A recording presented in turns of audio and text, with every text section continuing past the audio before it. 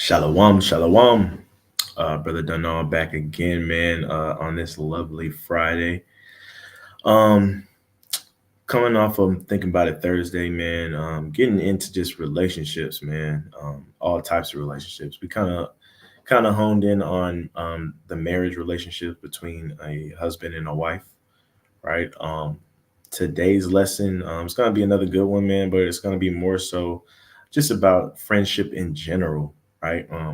Not too long ago, a brother DM me um, that lives somewhere up north, man, and he asked me this question, the question of the title of the video, which is how do I prove a friend, right? So we're about to jump into this topic really quick on how to prove a friend, but first and foremost, without any other ado, right? Without any further ado, we give all honor and glory to the Most High God of Abraham, Isaac, and Jacob, right? The God of Israel. We do so by way of His Son, who the world ignorantly calls Jesus Christ, and we recognize Him to be the Savior of our nation, right? We believe that He's going to come back and save His people from the enemies of them and all that oppress His people, right? The nation of Israel, who we see over here on the Western hemisphere of the world as mostly the so-called blacks, Hispanics, and Native Americans, right? And we do know we're scattered into the four corners of the earth, but generally speaking, to the so-called blacks, Hispanics, and Native Americans, right? Um, it's important for us to take heed to lessons like this. Um, and it's important to take heed to ourselves, right? Lest we forget the things that happened in the past, right? Lest we join hands with the enemy unaware. It says that the enemy, paraphrasing, would even deceive the elect in these last days. So we got to be vigilant. We got to be sober, man. We got to keep our eyes peeled. Part of that is, regaining our community or repairing the breach, patching up those holes. That's another reason why I'm doing this topic as well. Again, the title is called "How Do I Prove a Friend?" Brother slid in my DMs and he asked me this question, man. He said, "Hey, man, quick question. How do I prove a friend? I know a lot of people talk about you got to prove a friend first and all of this stuff, but how do I prove a friend?" And I told him, man, that's a really, really good question, right? And so of course, I explained it to him, and now I am making a video on it, man, just for anybody else out there that struggles with friendships, making friends, keeping friends, things of that nature, right? So I don't got too many precepts, man. I'm looking at one, two, three, four, five, six, seven, about 7 or 8 precepts, man. We're gonna get through it, man. Another short, quick to the point video, and hopefully it's edifying through the power and spirit of the Most High God, right? Let me share my screen really quick. Add to stage. There we go. We're going to be coming out of the book of Ecclesiasticus, or the book of Sirach, right? In the Apocrypha, chapter 37 and number 12. This is one of my favorite verses in the whole Bible. And of course, man, just like yesterday, even though it was honing in on marriages, that same advice for marriages can work for any relationship, whether that be parent child, or friend to friend, or cousins to brothers and sisters. Any relationship, that advice would be helpful. Same thing right now, right? So just not friends in general, but this can also help you with your family members too, right? But especially in this truth, this precept is really good for that. So Ecclesiasticus 37 and 12. But be continually with a godly man, whom thou knowest to keep the commandments of the Lord, right? Whose mind is according to thy mind, and will sorrow with thee if thou shalt miscarry, right? A lot of gems in this. It says, "Be thou continually with a godly man," right? Or a godly woman, right? Um, and we can look at this, man, and that's good advice, right? A lot of us, especially now, especially if you live in America, man, we nowadays we just make friends with anybody, right? We go to work, man, and our employees, they seem cool, even though so and so is an atheist, right? He's cool, even though so and so she might be a lesbian. She still seems cool, so we hang out, man, and we joke and we have fun, right? And you know, I consider them my friends. People. This is what we do here in America, man. It's just one big boiling pot of confusion, and they play on. And you know, everybody says, "Hey, man, what you do in your own time is your problem." I mean, it's solely, you know, you. I don't have any bearing on that. That's what they want you to believe. That's what they want you to think, man. That way, everybody can get along with each other. X, Y, and Z. We know if for Bible believers, that's not the case, right? Right here, and it's not wise to do so. It's not wise to hang around somebody you don't have anything in common with but work, right? It's not wise to hang around people that are counterproductive to what you stand for. It says, "Be thou continually with a godly man," right, or a godly woman. This also works very well for sisters that are trying to find or think or courting a man and wanting to know if this man is a righteous man and is he going to be a righteous man through the tests of time, right? Whom thou knowest to keep the commandments. You got to know if this person keeps the commandments or not, right? Not just by their Instagram page, or he looked like he's a mighty teacher, this, that, and the third. You got to know for a fact. You got to get to know this person, man, when it's off the record, when y'all go places, man, when it's late at night, right? You gotta try this. You gotta observe this person to make sure that he's keeping the commandments at all times, right? Not just when the camera's rolling. You know, it's the little things, man. To know if that brother or sister is serious about the Most High, right? Even when it comes to just fringes, man. You know, I know a lot of people struggle with fringes, man. But that's a good. I would say it's a good sign, but man, sometimes people are just Jews outwardly too. So you always gotta, man, are they Jews inwardly and outwardly? And it takes some time for you to know if they keep these commandments, man, right? And if they're just doing it for show, or if they really do this in their own time, in their surfetti, right? You can have surfetti and still keep the commandments, right? Do they do that? The Lord, whose mind is according to thy mind, right? Like-minded believers. We all of our friends should be like-minded, right? The Most High, He refers to us as sheep. Sheep is a herded animal, herded species, right? They stick together because they are the same, right? You see zebras like that. You see hyenas like that. You see lions like that. We are the same. We're supposed to be the same. Nowadays, nowadays you'll see a hyena rolling with a pack of zebras, right? And in America, they want you to think that's normal, and it's not. You got to deal with people according to thy mind, man. That's how you know if that person's going to be around for the long haul or not. And will sorrow with thee if thou shalt miscarry, right? If you miscarry, if you misstep, you make a mistake, you feel bad, they'll feel bad with you, right? I'm watching this show on Netflix. It's called Dead to Me, right? And, you know, there's a lot of twists in the show. One thing I can say, there's a lady named Judy and there's a lady named Jen, man. They miscarry a lot and they're always there for each other. They're pretty much the same person, man. Terrible women, right? If I had to say so myself, they are very terrible women, right? Make a lot of mistakes, man. Mistakes that they should be locked up for the rest of their life for. I'll just say that. I don't want to ruin it. But they're terrible women, but they stick together throughout the duration of the show because not only do they do the same things, right? And they perceive things the same, right? But they are there and they're sorrowful when each other miscarry, right? And they can see the good in each other, even within their miscarries, right?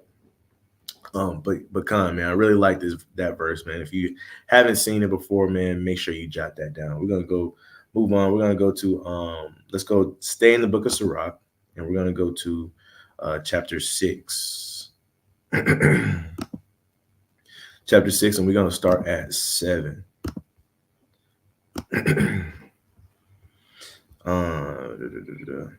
Perfect, right? So this is really the meat of this video, right? If you don't know, Sirach chapter 6 is all about proving a friend. We're gonna get into it. Verse number 7, it says, If thou wouldest get a friend, prove him first, and be not hasty to credit him. We're gonna take a pause right there, and I'm gonna go to a sidebar. It says, um, prove him first and be not hasty to credit him, man. We can't be in a rush to say, oh yeah, I know this person is the one. People in the world, they move like that, like love at first sight, all of that stuff, man. The eyes can be deceiving, right? Matter of fact, let's get it real quick. Which one is it though? Which one is it? I think it's James. Let's go to James really quick. Um, James 5:7. The eyes can be deceiving, man. There's no really love at first sight, right? Man, I knew it wasn't James, man. I knew it was. Here we go. Sorry about that. Salakia. Remember what it said, right? Be if you get a friend, prove him first. Be not hasty to credit them, right? Just because somebody seems like a mighty man, just because somebody seems like they know what they're doing, what they're talking about, don't give them the credit, man. Because I tell you, man, I've been in this truth probably about 4 years, maybe pushing 5. And I done seen a lot, man, heard a lot, man, witnessed a lot. And a lot of people out here aren't who you think they are, right? Right here. Proverbs 14:29. That's the rest.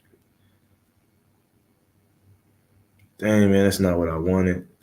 But we're gonna go with it, right? He that is slow to wrath is of great understanding, but he that is hasty of spirit exalts faulty, right? So I know this is talking about anger, but you can use the same thing for a friend, right? So when it says slow to wrath, let's just read it like this: He that has patience, right, is great of understanding, because that's all being slow to wrath is, having patience, having temperance, right? Um, when you finally slow down and you having patience, you get the full understanding of something or someone, right? With that being said, man, if you move hasty, right, that spirit exalted folly, right? A lot of people move hastily to claim, oh yeah, this is my husband, or this is my wife, or this is my friend, and then folly arises, right? And they're wondering why. You know what I'm saying? You don't want to be in a situation where you move hastily, right, and then you look silly on the back end. Be patient, slow down, right? Slow down. It gives you the opportunity to observe and understand. Of course, we know this stuff like the cupcake stage and all that stuff. Everything's all fine and dandy. Make it a little past that, man. Slow it down in the cupcake stage, right? Restrain yourself, right? You know, you want to go in for a kiss, tell yourself, nah, I won't go in right now. You know what I'm saying? You want to I don't know, if it's a friendship, man, you want to stick your neck out for somebody, you lend them some money or something like that, man. Be patient, man. See what he does with his own money first, right?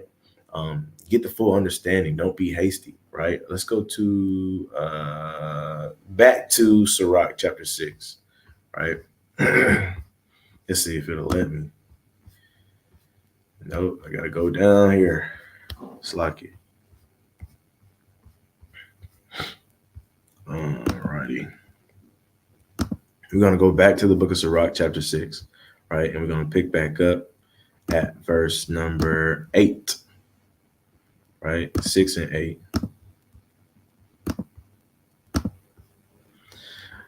For some man is a friend for his own occasion, right? And will not abide in the day of trouble, right? Sometimes your friends only want you, right? Or they're only around if it benefits them.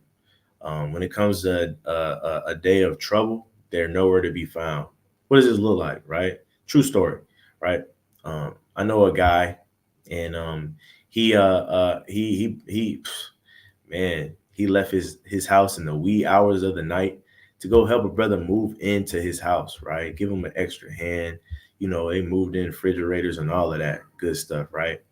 Um, the very next day, the brother that left his house in the wee hours of the night to go help this man move in, his car breaks down on the side of the road, right? So the person that went to go help, his car breaks down, right?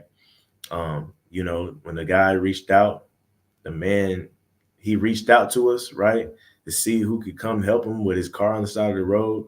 Um, I ended up coming and helping the brother out, but the brother that he went to go help the day prior, nowhere to be found, right? Nowhere to be found, right? Some excuses was thrown out there, some assumptions was thrown out there, but I won't get into that. But what I'm here to show you is that, hey, look, man, some people are friends for their own occasion sometimes, right? And will not abide in the day where you need help, right? It's all fine and dandy when they need help and you can show up for them. But on the back end, right? Sometimes when you get in trouble, man, you left just looking silly again, right? Verse number 9. And there is a friend who being turned enmity and strife will discover thy reproach, right? A friend being turned to enmity, right? Jealousy, strife. You always argue with this person. Um, Sooner or later they're gonna look up and they'll be like, man, I don't really like this guy, right? They're gonna discover your reproach. You're gonna be a reproach to them for these things, man. You know what I'm saying? And that's why throughout time, these things will unfold themselves to you, but you have to have some patience. You can't be hasty to credit a friend, right? Verse number 10. Again, some friend is a companion at the table and will not continue in the day of affliction. It says again, just repeating itself, right? It's all fine and dandy when, hey man, you want to go get some drinks? You want to go get some wings, right? Or we laughing and joking at the table, right? But in the day of your affliction, when you down and out, right? You ain't got no money, right? Your car down, all this, that, and the third, right? You know what I'm saying? They're nowhere to be found. They still going out having drinks, right? You know what I'm saying? Not inviting you because they know you ain't got it no more, right? They still having a ball, right? But what did they lend you? Did they ask or did they offer anything to help you get out your situation? No, man, right? So you got to understand these things on what a real companion and what a real friend is, and who are those in your life that aren't. Verse number 11, but in thy prosperity, he will be as thyself and will be bold over thy servants, right? When you up, man, that's when he want to come around like, this been my boy for since the fifth grade, man. You know what I'm saying? All y'all right here, man, y'all just new to the scene, man. Me and him go back. When you up though, when you down, nowhere to be found, right? That's a bar. Verse number 12. If thou be brought low, he will be against thee and will hide himself from thy face, right? We see this all the time. You get in some trouble, right? You need a shoulder to cry on, for women out there, man, or you need some money, man, to help pay your rent, man. You reaching out to brothers, you reaching out to sisters, and those sisters that don't even hit you back, don't even text you back, don't return your phone calls, man. You know what I'm saying? When you down and out, right? They're nowhere to be found, right? When you're brought low. I mean, these things are and we see these things all the time. Verse number 13, separate thyself from thine enemies and take heed of thy friends, right? Again, when you read this Bible, it makes it very clear who your enemies are, right? Unfortunately, we have some enemies within our own nation, man, but that's why we're making this video, so trying to clean that up, right? Let's see. A faithful friend is a strong defense, and he that has found such a one has found a treasure. Nothing does countervail a faithful friend, and his excellency is invaluable. A faithful friend is a medicine of life, and that feareth the Lord shall fear him. Whosoever feareth the Lord shall direct his friendship aright, right? For as he is, so shall his neighbor be also. You ever heard the term birds of a feather flock together? This is where it all falls into place, right? You shouldn't want to let your friend end up in a situation that you wouldn't want to, right? And if you can help your friend, you should do that. Rule of thumb, man, if your friends all you guys should be somewhat on the same type of path, same type of level, right? It shouldn't be, oh, this guy is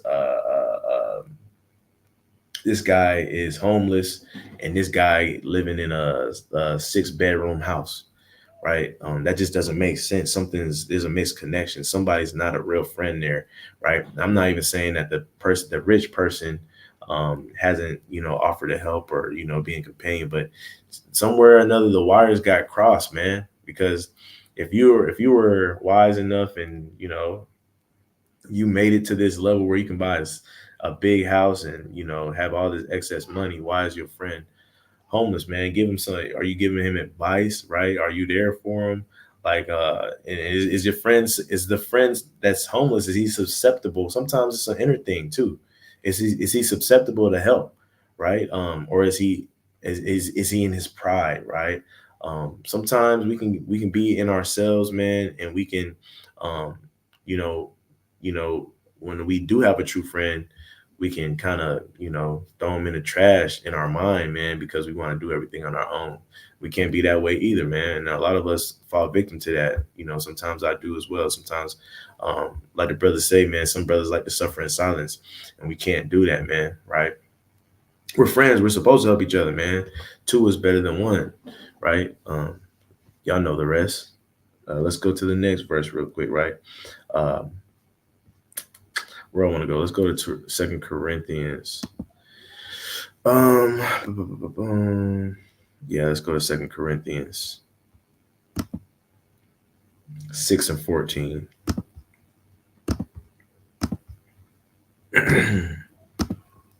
Right, this is the infamous verse right here, man.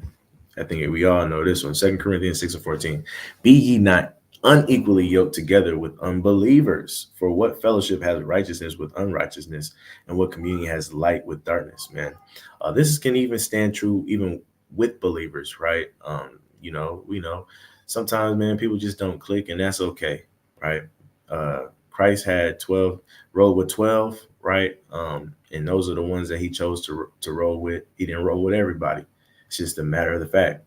You know what I'm saying? It's not a hate thing. Some people just click with better with others, and some people don't. Be not unequally yoked. What does this mean, man? Uh, so back in the day, man, when they used to haul carriages and things like that, they would put two animals in the front of that carriage to pull the carriage, right? Whether that be two horses, two oxen, two bulls, right?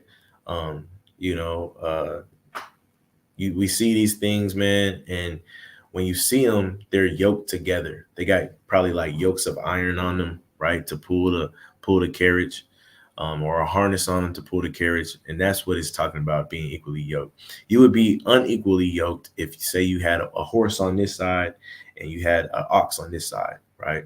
Um, One, man, you got to account for, um, the pattern of which these animals step, um, their weight, uh, their strength, their height. You got to account for all these things, because if not, one it's almost like you get in the car and your car just naturally rears to the left, right? You'll be unequally yoked. You'll find yourself going in a circle, man. You know what I'm saying? You find yourself, drifting off to the right, because the ox is stronger than the horse, right? Um, you never know. You might find yourself drifting off to the left because the horse has more stamina than the ox. You know what I'm saying? You have to be equally yoked. That way, you both can pace at the same speed, right? I'm working off of you. You're working off of me, right? We both, fueling each other. We both are at the same pace. We both get tired at the same time, right? It takes us, the same amount of energy to get tired. It takes us the same amount of energy to get rejuvenated, right? This is what it means to be equally yoked, but you got to see it spiritually, right? Even with fellowship and friendship, right? You don't want to be unequally yoked with people, man. Another one, man, you got to stay in your lane, man. Stay with those people that's in your lane as well, right? It's okay to elevate, man, but until you elevate, stay around people that's, it's gonna keep you, square, that you're not, trying to keep up with the Joneses, man. Because a lot of times, our situations can come down crashing because we are keeping up with the Joneses, and not, um, you know, making the best out of what we have and what we have to work with, right? A lot of some people can operate like that, where they can have hang out with the older crowd, and so to speak, man, and they can work with what they got, man, and be okay with that. Some people, man, they get distracted by the cares of the world, man, and keeping up with the Joneses is never a good thing, right? Let's go to Hebrews really quick. Hebrews 10 and 24. Let's see.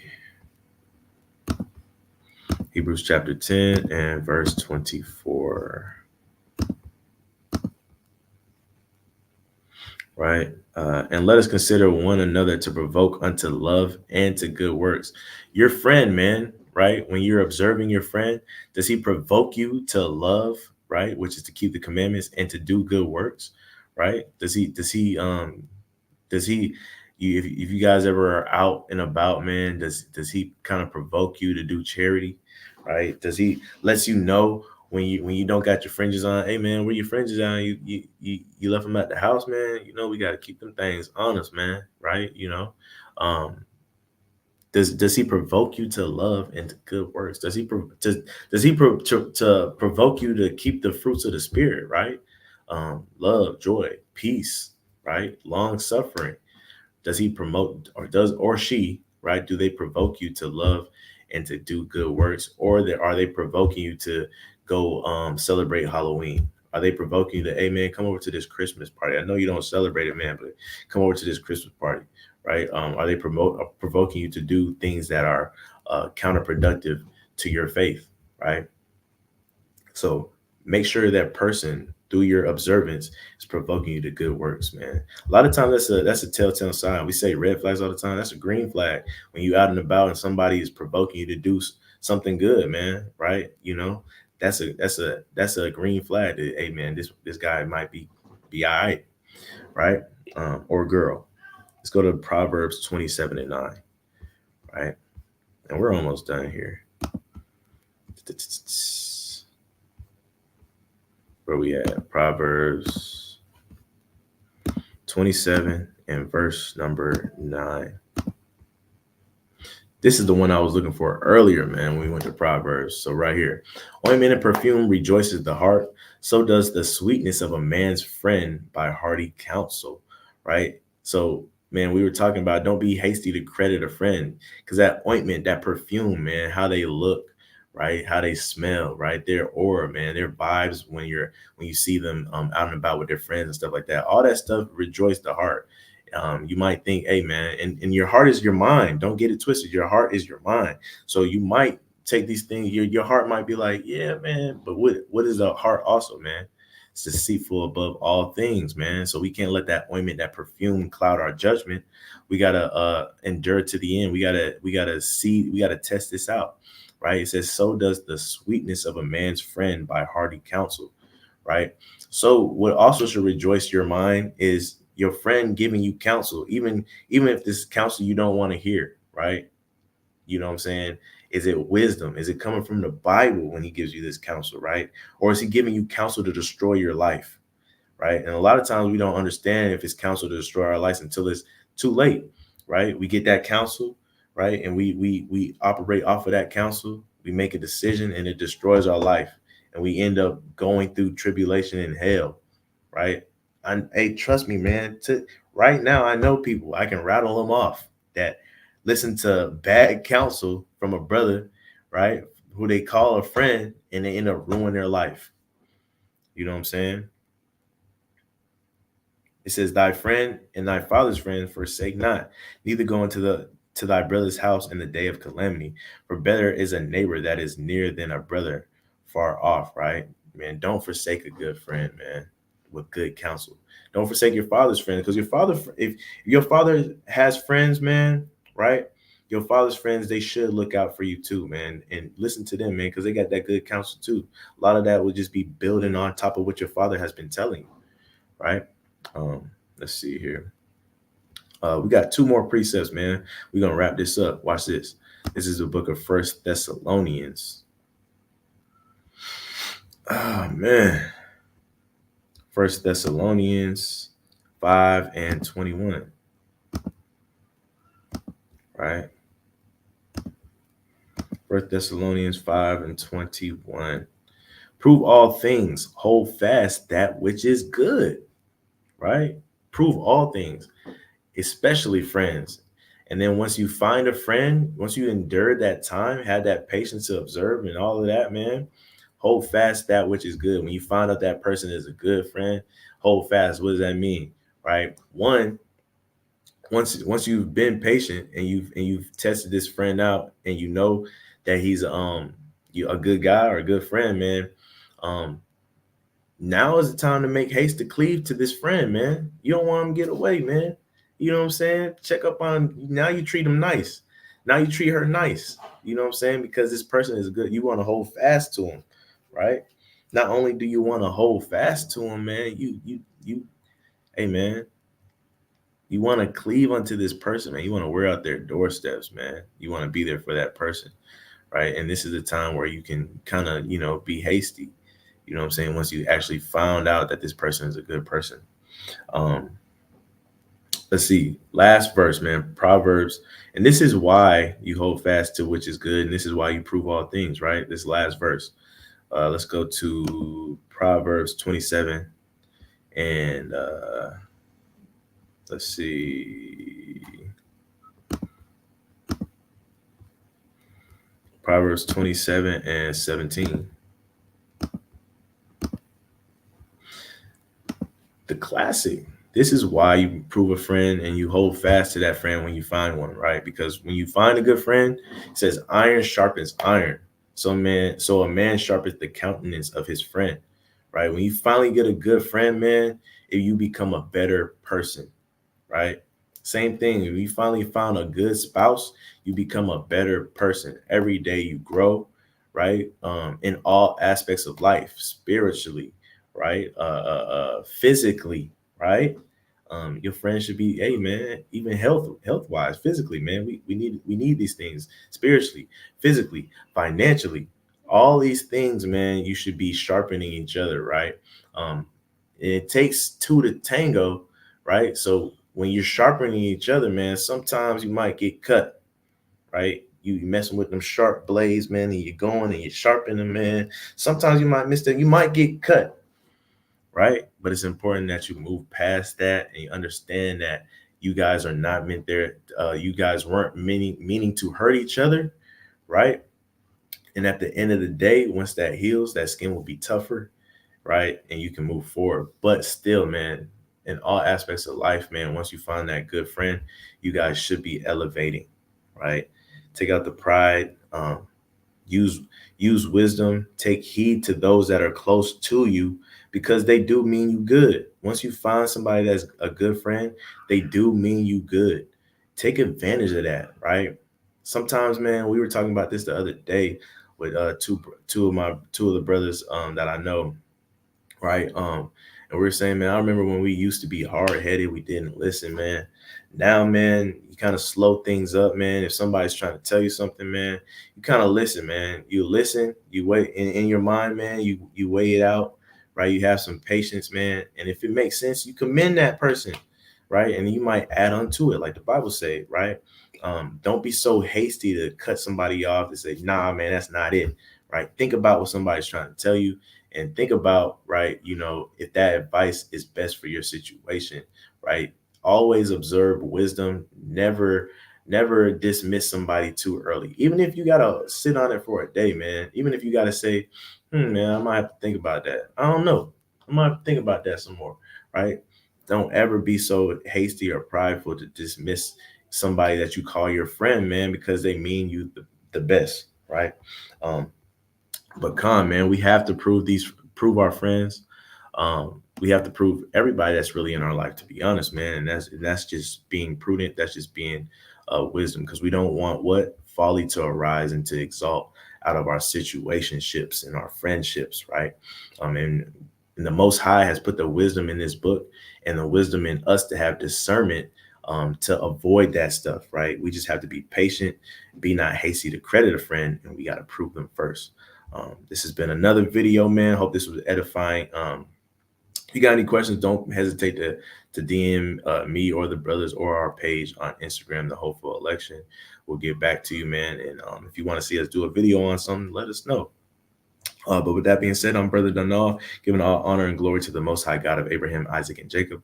We do so by way of his son, who is an instrument of salvation for our nation. Till next time, I say shalom.